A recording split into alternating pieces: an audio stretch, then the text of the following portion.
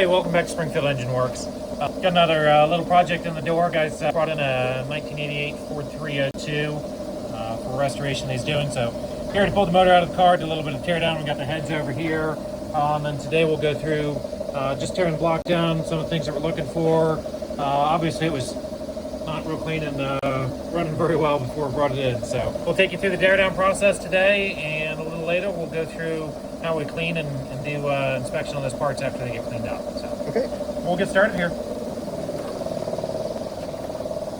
Well, those boats come across pretty easily. Yeah, we broke some things loose before we got started today, so makes it a little nicer. So this is the first thing you take off then? Yeah, so water pump or balancer, either one. So these don't always pull off by hand. And this is the water pump? Yep, this is the water pump. Just wanted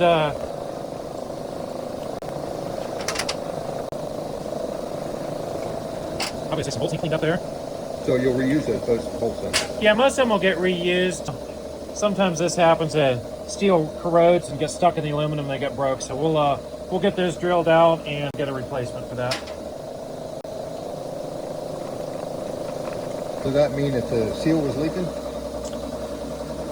Some of that's probably from the seal leaking, but that's also just that's the way, off there. yeah, where the way corrosion works between steel and aluminum, and these are open on the back side, so any dirt and moisture that's in the engine bay gets in around those bolt threads.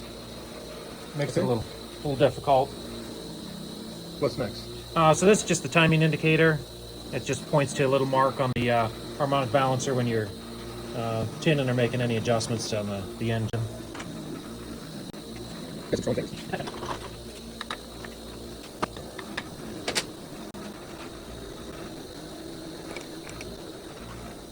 There's two bolts? So there's 4 bolts. There's two at the bottom, 2 up the top, and then the water pump. These 4 bolts here go all the way through the cover and into the block. Okay, so you've got... So really 8 holding the timing chain cover on, and then there's a couple that come up through the bottom of the oil pan here. And this is a Ford. Yep, Ford 302, 1988. 1988. No idea how many miles. Nope. Doesn't look like it was running very good when it came in. No, it's it definitely did. Not too bad though. The carbon builds up around the top here, but when you get a lot of wear, we actually have a lip in the cast part of the block, and this is really just carbon and oil. So not too bad of wear on the inside. We'll probably still pour it 10 or 20 over just to true up the cylinder wall, make sure that we're round and don't have any taper in the cylinders.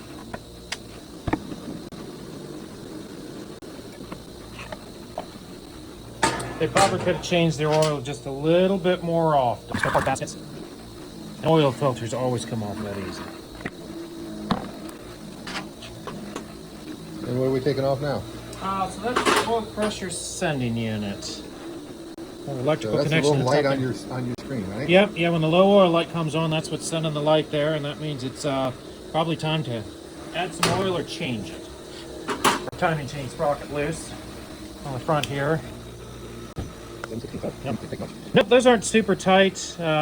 This sprocket is keyed onto the camshaft, which runs through underneath there. Which we're going to see here shortly. Yep, we'll see here shortly. So with all the tension and everything on there, it just makes it a lot easier to break that loose.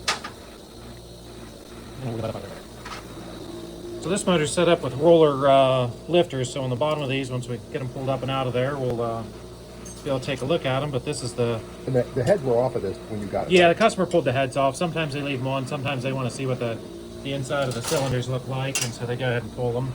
But these little keepers here keep the lifter from rotating, because this wheel has to stay Now, is that something you'll reuse or put new in? We probably won't reuse these, just because they've got some scarring on the sides here, and then you can see some of those fine lines if it's picking up in the camera there. See on that one side, it's got a little bit of line. Yep. So it's got some scarring. So we probably won't reuse those. Yeah, and they've got just a lot of junk. Yeah, a lot of oil buildup, and getting that out of those needle bearings inside of there is just tough. And then this has got a spring, and so that whole assembly you'll the oil pumps in through that small hole, so you can see all these chunks from the oil, carbon buildup and everything. That means that's inside of there also. Yeah. So reusing those is tough without a lot of cleaning. So 2 intakes and 2. No, there's one exhaust. Intake and exhaust for each cylinder. No.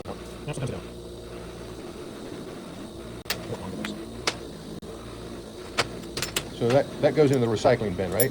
Yeah, these will go in the recycle bin. Now we'll keep the keepers, this lock plate and these keepers is separate. We can get just the roller lifters.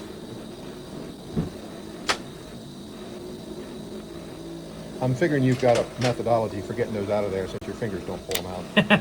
Yeah, there's just enough oil on there that can't quite get a hold of them. So we'll grab a pair of pliers here in a second. And so is this a get the fairly stubborn ones reliable motor as far as you know? I guess it is because they build a heck of a lot of them. Yeah, they build a lot of them.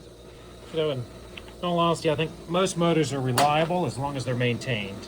I'd say with the oil changes, this was not maintained. Well, all the guck in there, I mean. Particularly well, so. Okay, we'll go back in.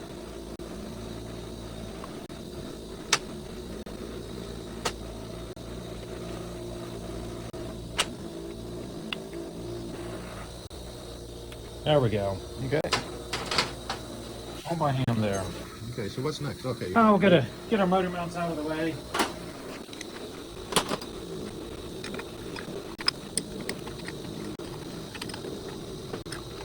Yeah, I'm guessing they change oil once every 100,000 miles. Yeah, wasn't too often. Or take care of oil leaks. I think they just changed it by letting it run out under the valve covers, it looks like. So is that the pooling of the oil in the cylinder head that we're seeing? Yeah, some of that is Or is that just the carbon buildup? that's the carbon buildup from probably not running right. As rings start to wear, you get blow by, which is the noticeable part into your compression or into your crankcase. So you get a lot of air coming out of the internal part of the engine. But when you have blow by, you're also pulling oil up in here, and so that's why you start getting more carbon as those rings lose their seal. We see some corrosion on there, so that means it's... Yeah, well, that's the water jacket. So he probably pulled the heads and got it out of the car, and it either sat with the heads off for a little while, or he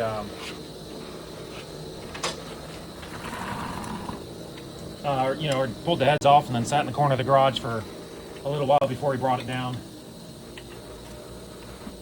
So that's just surface, not... Yeah, this just came in the other week, and it already had the rust on it, so I'm guessing it probably sat at his house for a little while before he got the chance to bring it down. So we know that, well, the heads, you haven't taken them apart yet, but you know there's quite a few parts that you'll replace on those. Yeah, so typical wear items is our lifters, our timing chain, obviously rings, rod and main bearings, and then all the gaskets. And we typically replace the oil pump too, even if the customer isn't complaining about oil pressure. It's just a good idea. Yeah, just a good idea. It's a pretty cheap insurance when you're tearing a whole motor down. So this motor will be basically brand new once you get it done. Yes. Yeah, if we bore over, so that'll put new pistons in there, and then obviously rings and bearings are our wear items, and then we typically put a new cam in. And this is all going to be stock, no performance extras or anything. No, nothing super special in the bottom end here. And you'll clean up the motor mounts and what have you, put new rubber bushings on and all that. We kind won't of mess stuff. with the motor mounts. That's up to the customer and what they want to do. Of course, those are falling apart. We can order them for them. That's his responsibility. Yeah, we stick with the internal here.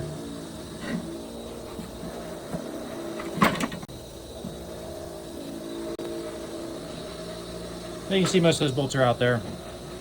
And you did this. You did this last night, so we. Yeah, we got started So on the it wouldn't project take- last night. Had time and opportunity, so we went ahead and started getting a little bit of work done ahead of time. So if the customer wants to, they'll paint the engine if that's what. Yeah, so we paint them here. Standard rebuild on it is we just put high temp primer on, keep the block from rusting. Ooh, that's lovely. Yes, it is. And that's from not changing your oil regularly. Change your oil regularly.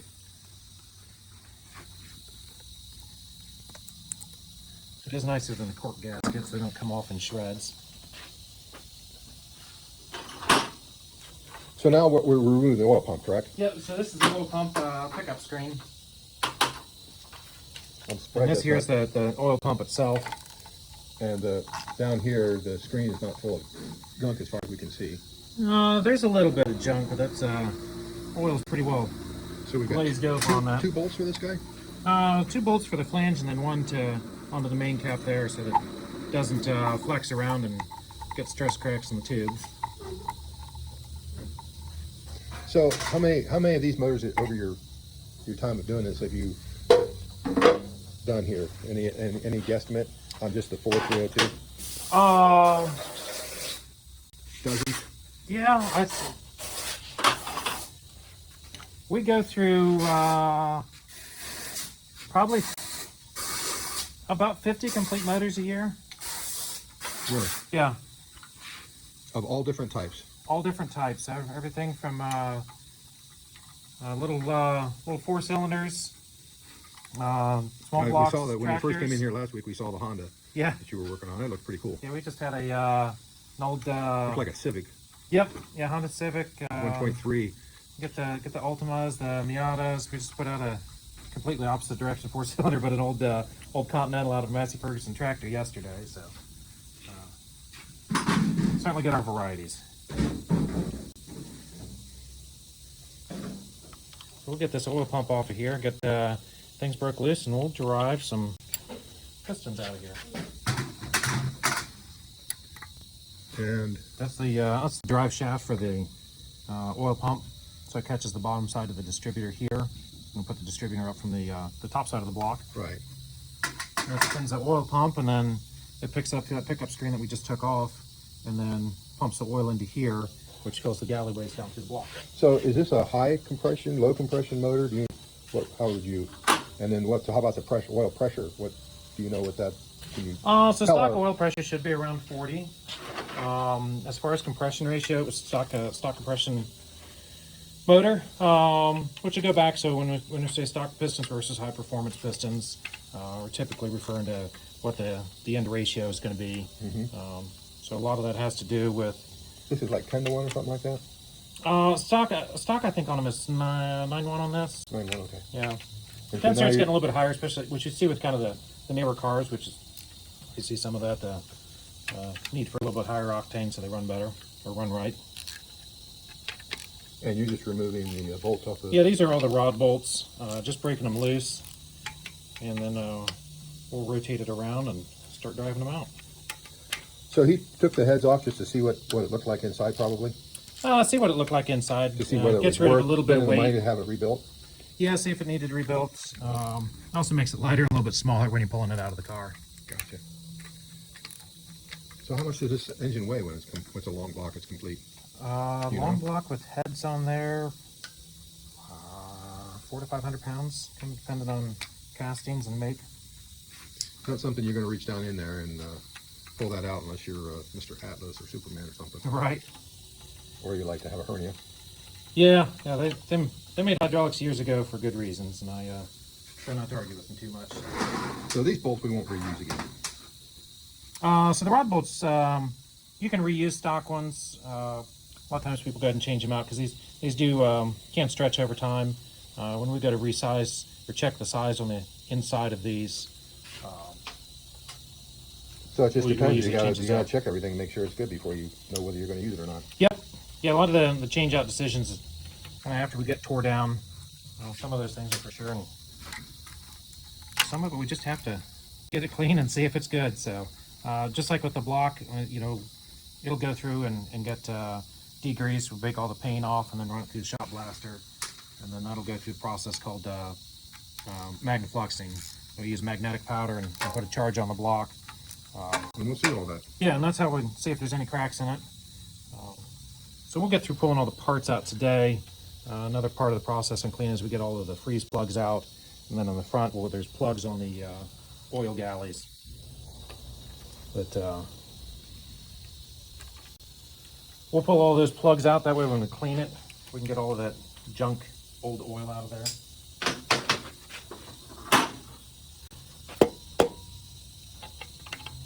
So these ones are stamped already, but they're all marked with what cylinder they're in. out of our way. We can start setting our pistons up here.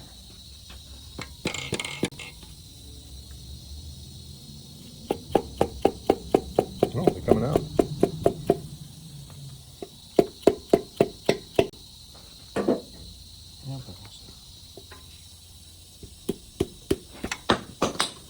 Yeah, don't drop that on your foot, right? Yep.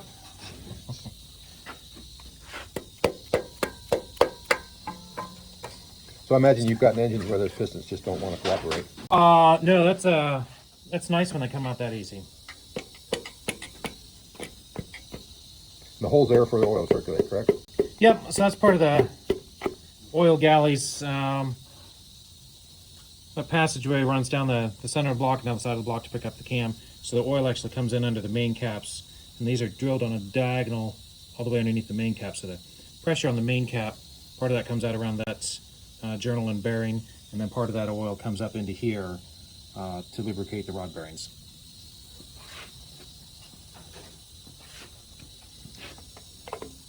So if this engine is had the oil changed and it's maintained, how many miles can you expect to get out of this kind of an engine? Oh, I don't know. You know, it kind of depends on how the driver drives. But I'd say, you know, early V8s, I'm sure everybody will have their own opinions out there, but probably 150 to 200,000 miles is pretty reasonable to expect out of an engine. Yep.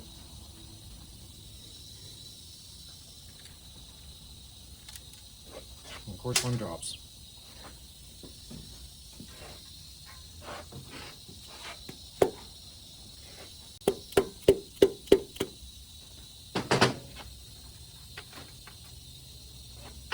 And this is where I'll probably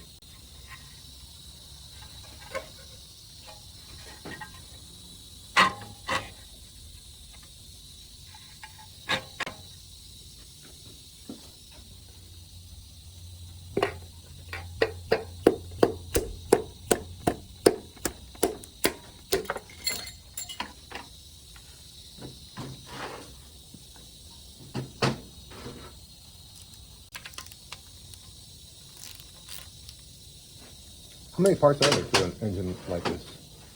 If you know off the top of your head. There's 8 rods and 8 pistons and 1 crank. There we go. I made that simple. A lot. You know, I'm not sure. I don't think I've ever really counted them all up before.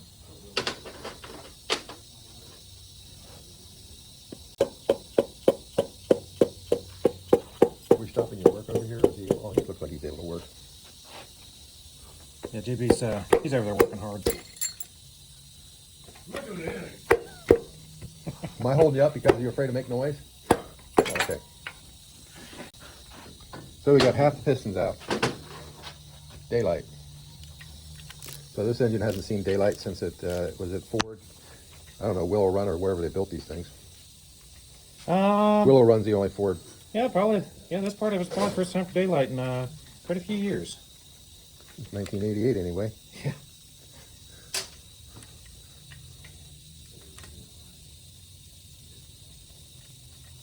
Some years, right? About 23 and 18. 23 and 12. Right? Yeah, we're 35 years. Closer to 40. Yeah, closer to 40, yeah. Yeah.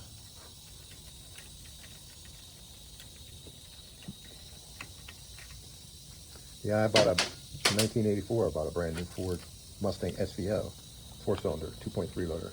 Whew. Yeah, it was a rocket ship. I was pretty irresponsible in my whole situation with that one, but that's we won't go there. I think a lot of us in that age group probably got things that we don't want our parents or our kids to know. Yeah, well, we'll leave it at that. Not that we could tell them a straight face, at least.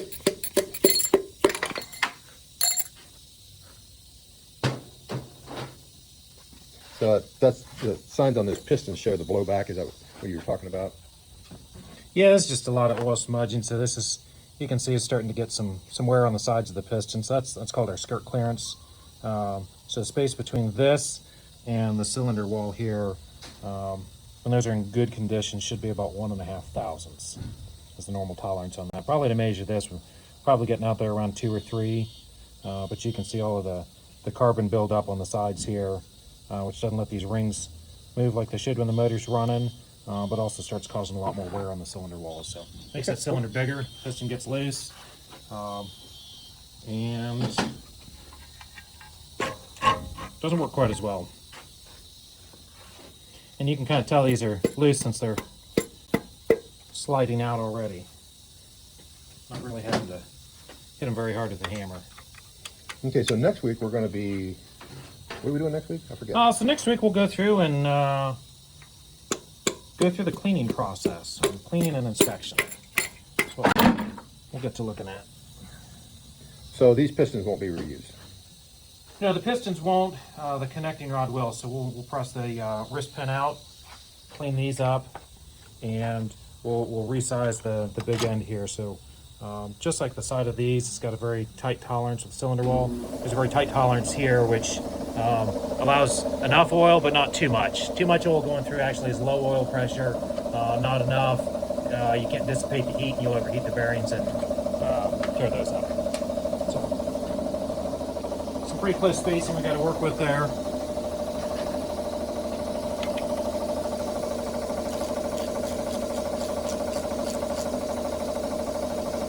Yeah, next week we'll get to see a lot cleaner. This is always a pretty greasy part, or messy part of things.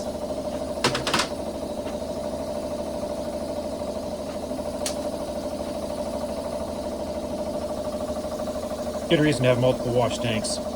Yeah. You just dunk the tools and the parts in at the same time. You ever get an engine that's so big, your equipment here is not big enough to handle it? Or you just don't take those kind of engines? We don't get anything that big in. I mean, even we did a industrial one. Got some more in here, I think. Big industrial 6-cylinder. Early part of the summer. And once you get them tore apart, unless the block is that huge, we can fit them into the wash tank. Kind of pull the oil pan and so the flywheel. engines I'm thinking of are marine grade, and that's Yeah, a we whole don't- nother, don't do anything like that. Well, we're in central Ohio, so we don't really get a lot of large marina vehicles. Right. This is all automotive. Yeah, a lot of automotive. Wheels on the ground. You don't do any aircraft. You're not. Yeah, we don't get into aircraft. We stay busy enough with the local enthusiasts, local guys on running the tracks, Local and local mechanics. businesses and dealerships. So you machine heads, warp heads, and stuff like that. Yep. Yeah. So we do. Kind of your bread and butter. Yeah, complete engines is a busy part of our days, but a lot of it too is for local garages doing some individual service.